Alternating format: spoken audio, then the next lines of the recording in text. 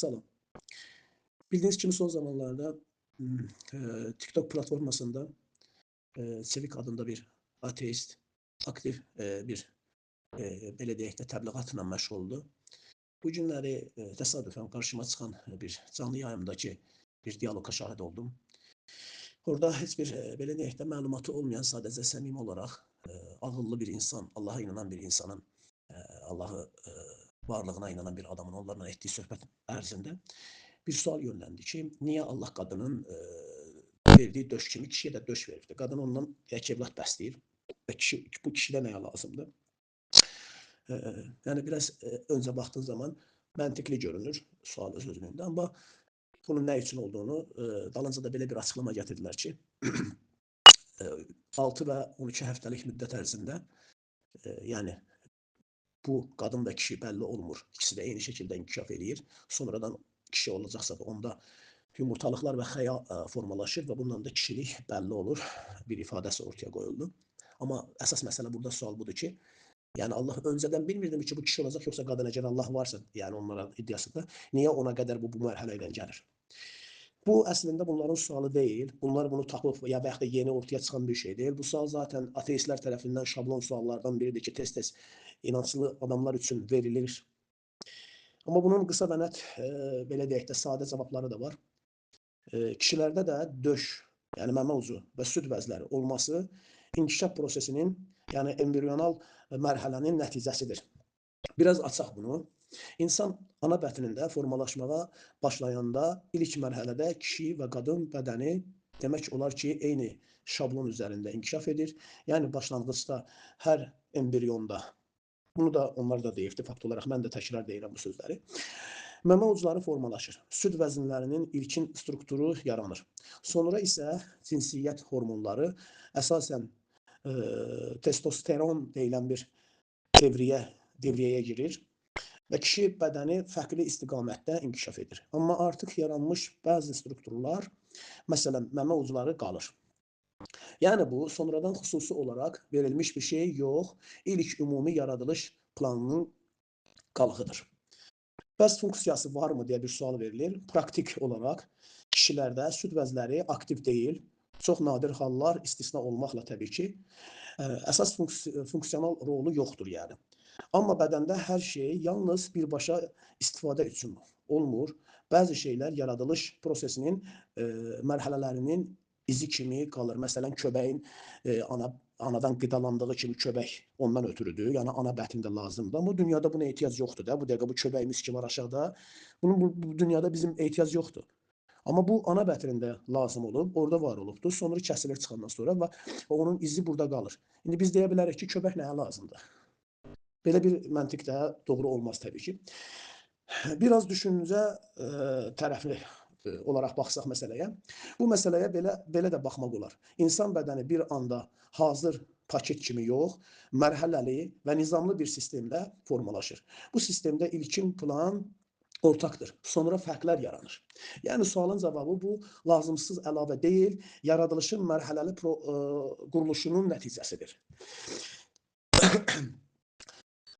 İndi bunu bir əzənə də istəyirəm daha detaylı, geniş bir şəkildə açıqlayaq ki, buradan suallar doğacaqdır bilirəm ki, mən bunu səsi paylaşanda onlar yeni suallar verə bilərlər. O sualları nəzərə alaraq bunu biraz da detaylandırmaq istəyirəm.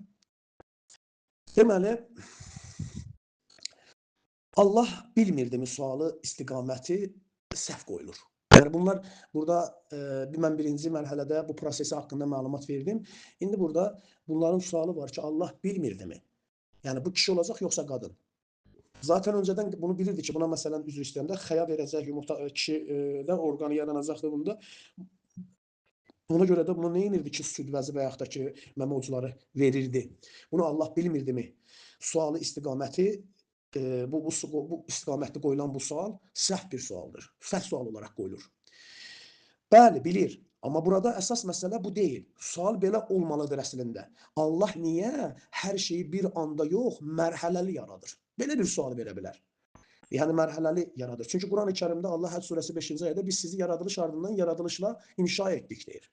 Yəni bir yaradılışdan başqa bir yaradılışa, yəni mərhələli bir yaradılışın olduğunu həm Müminin surəsi 12-14-cü ayətdə, həm Həd surəsi 5-ci ayətdə, bir də bu ayətlərə deyəndə bir dənə söz deyim. Məsələn, Quranda ələq deyə bir surə var, onun tərcümələrdə yanlış bir xəta var. Qan laxtası deyə tərcümə edirlər, amma ələq kəlməsi bizdə də işlənən əlaqə kəlməsi o kəlmədəndir. Yapışqanlıq, bir şeyin bir şeydə tutulub dayanmasını bildirir, yapışıb qalmasını bildirir. Sözün mənası budur.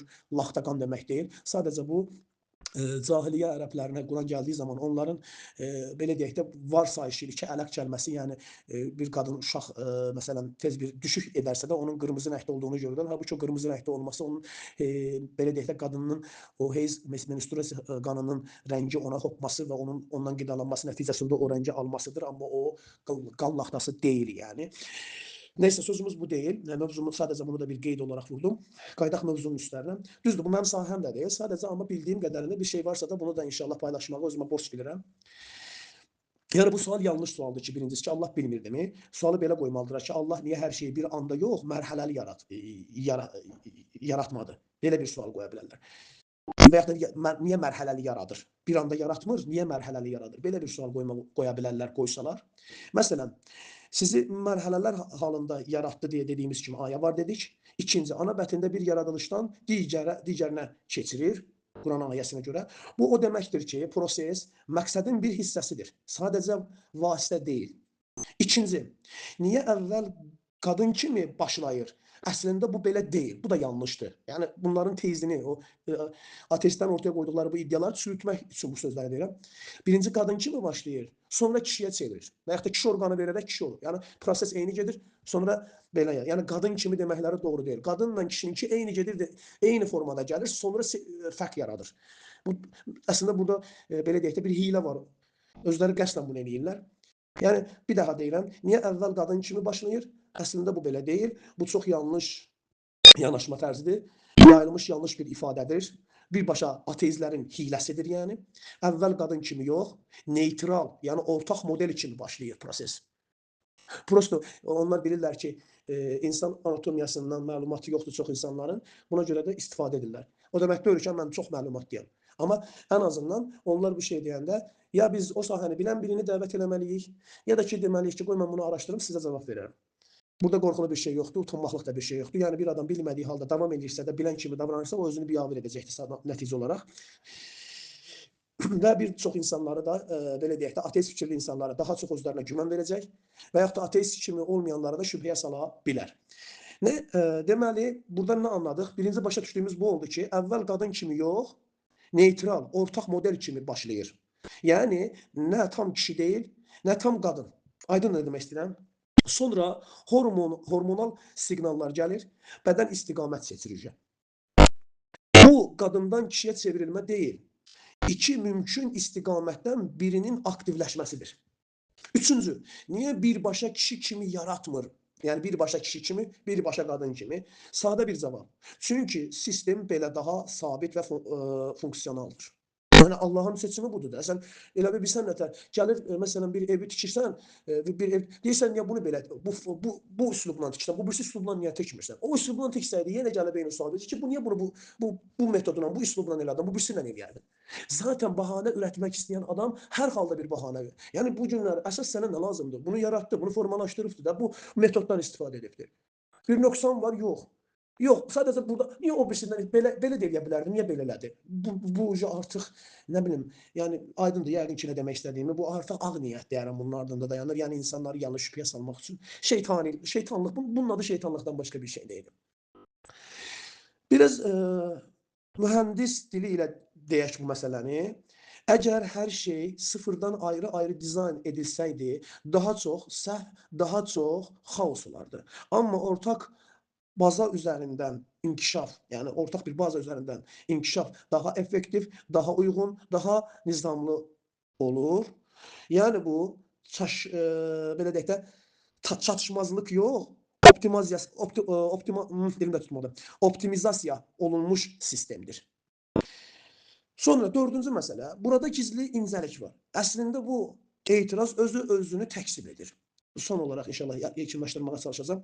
Çünki ateist deyir ki, niyə belə mərhələlidir Amma yəni sualının əslində düz vermir sualı. Deyir ki, niyə əvvəlcə, niyə mərhələlidir? Onun sualında əslində bu qəsd olunur. Amma eyni zamanda elm deyir ki, bu sistem çox dəqiq işləyən, balanslı və qanuna uyğun bir prosesdir. Yəni bunların tutduqları bu iradlara baxmayaraq, bunlar ki, elmə üstünlük verirlər. Bunlar deyirlər ki, bizim üçün Allah yoxdur, amma elm Allahdır. Yəni elmi Allah qərar veriblər özlərinə. Nəticəsi budur.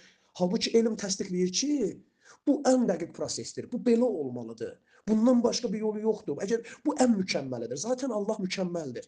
Bir şey mükəmməl, biri isə ən mükəmməldirsə, Allah ən mükəmməli qoyub, mükəmmələ görə elə hərəkət eləməz. Məsələn, Tin surəsində biz insanı ən gözəl bir biçimdə yaratdıq. Ən gözəl forma nədirsə, ondan istifadə etdiyini ortaya qoymuşdur zaten. Anlaşılır demək istəyirəm. Məsələn, bu gün elm bunun ən gözəl yaradılışda, yəni ana bətndəki prosesdə bunların hansı daha, yəni əvvəlcədən bir anda birini kişi, birini qadın formalaşdırması daha yoxsa bu mərhələ bunu təsdiqləyir. Amma buna rağmen bunlar nə edirlər? Allah'a irad tutmaq üçün bu şəkildə bir oyun oynayırlar. Yəni təsadüf deyil, belə deyək də, xaotik deyil, idarəsiz deyil. Yəni üç dənə bu şeylər ki var, təsadüfən deyil, xaotik deyil, bir növdə idarəsiz deyil. Bu isə əksinə bilinçli quruluşun əlamətidir.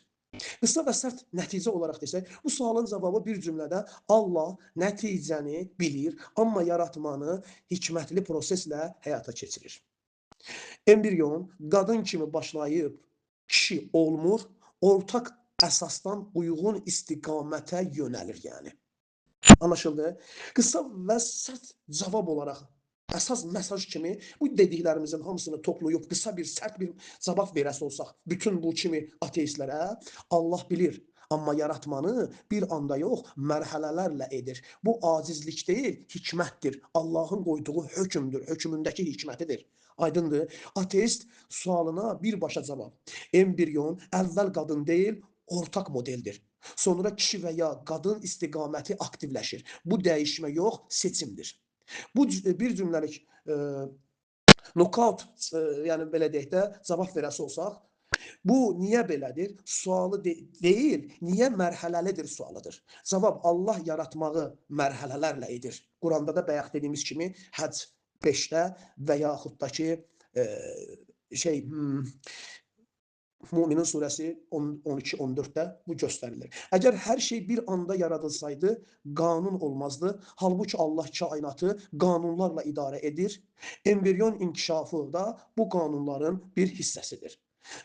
Daha təsirli, düşündürücü versiya olaraq sən nəticəyə baxırsan, amma Allah prosesi qurub. Proses isə hikmətin özüdür. Mənim sonda bir dənə sözüm bundan ibarətdir ki, Allah deyir ki, ədalətli olun və mərhəmətli olun. Bir topluma olan nifrətiniz sizi ədalətsizliyə və zalımlığa təşviq etməməlidir. Siz yaxşı bilirsiniz ki, Allahın qanunlarında heç bir, belə deyək də, nizamsızlıq yoxdur. Hər şeyin bir hikməti var. Bəzən bir insan onun arxasında duran o hikməti anlamaya, bilməyə bilər. Amma mütləq onun məntiqli bir cavabı var.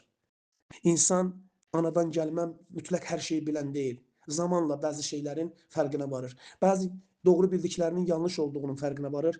Bəzən də yanlış bildiklərinin bir zaman sonra həqiqət olduğunun fərqinə varır. Ona görə də məncə tələsməklərinin nəticəsidir ki, bugün bu qədər günaha girirlər, bu qədər insanları çaşdırırlar.